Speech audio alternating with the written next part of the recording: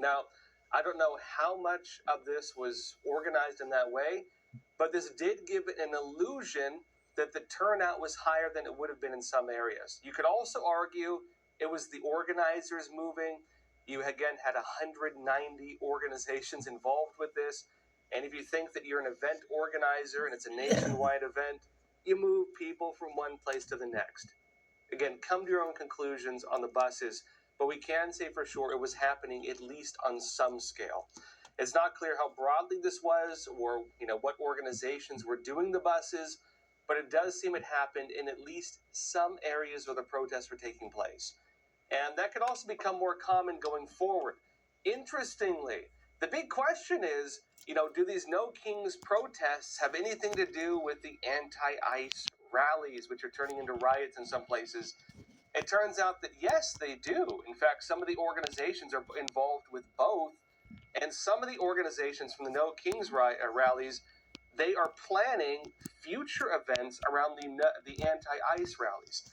There is, without a doubt, a continuation and a line being drawn where people are moving between both of these movements. And some of this also includes the busing of people. Rocio Sáenz, an executive vice president of the Service Employees International Union, SCEIU, explained in a pre-mobilization call, which is now public, for the No Kings protests on Thursday, that they were planning to bus protesters at key detention centers in upcoming rallies. Watch this. We must not be distracted or divided. We must stay the course, control the narrative, point out his scapegoating of immigrants, and fight against this massive transfer of wealth. With that in mind, we are so excited that SEIU was part of the No Kings actions on Saturday. And let me just say another thing that is going to come up later this month.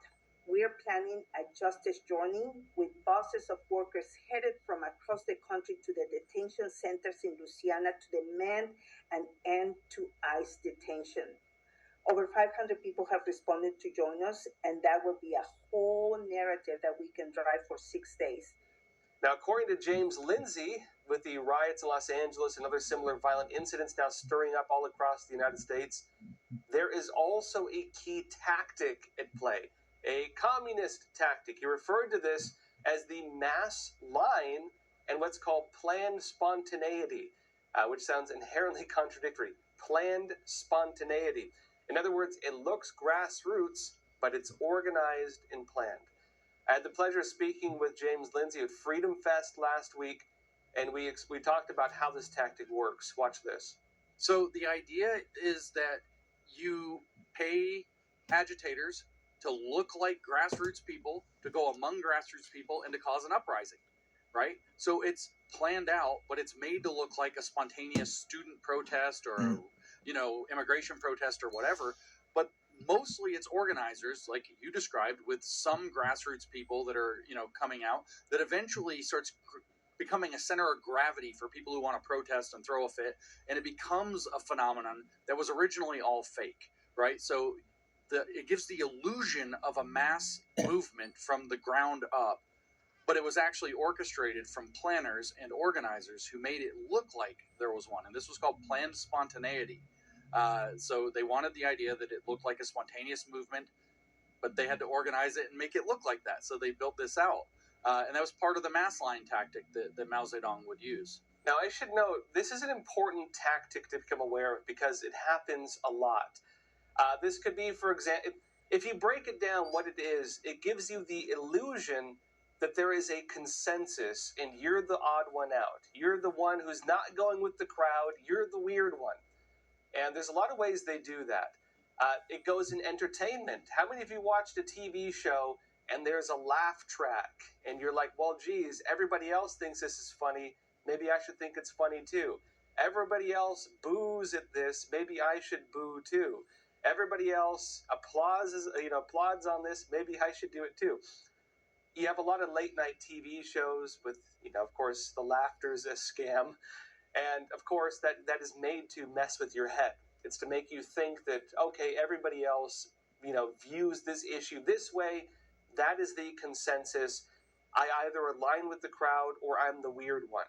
And especially when you're led to believe that laugh track or whatever else aligns with your political views, you'll have the interest of aligning yourself with that as well.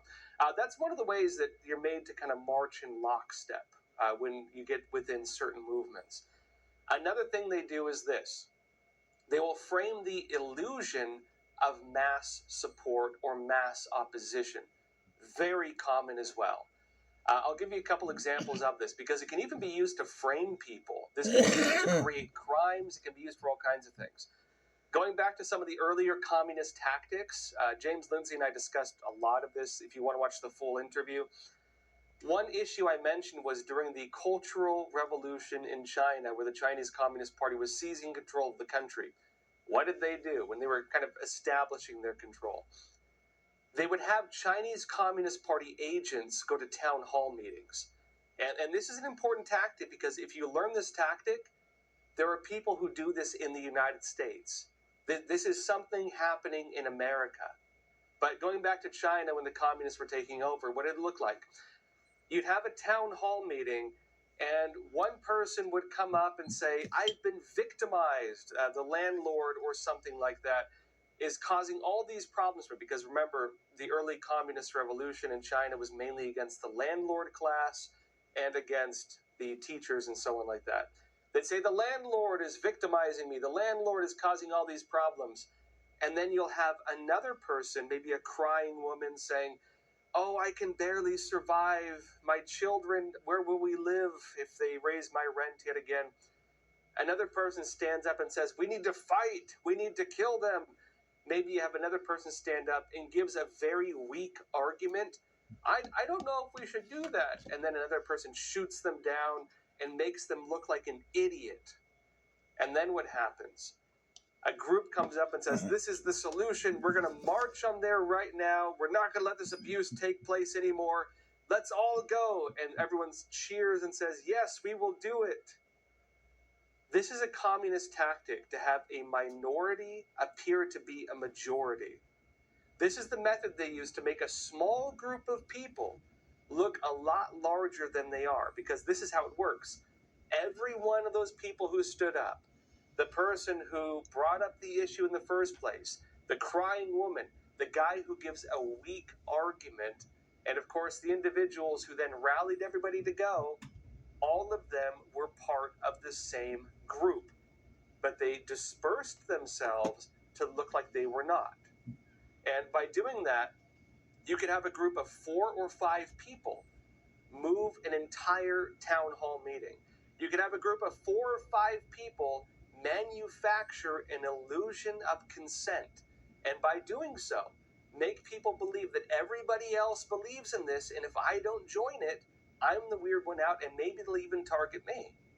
And they use that method to start up a lot of the revolutions, the planned killings, the targeted attacks, the takeover of the CCP, the destruction of culture, everything. That's how the tactic works. And so when you're watching these big protests and you see, oh, they're bussing people around. Oh, it's the same organizations doing it. Oh, hey, this organization that cares about this issue is the same organization that was involved in the last 5 issues, and the issue is never the issue. The issue is just the tool they use for the main objective. The main objective, of course, being to push whatever political agenda they have. Whether it's, for example, seizing control of a party from within, whether it's, for example, starting up a mass hate movement, whether it's, for example, pushing some other political agenda. There are groups that do this, and they do it in a very deliberate and coordinated manner. This is not just grassroots, as you're being told. And of course, when it comes to the United States, when you go to some of these riots, and again, if you were watching the show last week where I was at the LA riots, you have 2 different groups, well, a few. Everybody wants to talk about the grassroots people. Yes, you have normal people who care about this. A lot of those people are nonviolent. A lot of those people are just legitimate, normal people who believe in the issue. But you have a small group of people who cause the problems. And that small group of people, they're the ones organizing, They're the ones coordinating. They're the ones talking on the radios, communicating stuff. They're the ones strategizing, and oftentimes they're the ones sparking the violence, because they're the ones trying to turn this from just a one-day protest into a mass movement. And they want people on board with that mass movement for whatever agenda they have. This is a very common tactic, and if you learn to recognize it, you'll start. Representatives, they deal with the same thing, for example, at some of the town hall meetings, city council meetings and so on.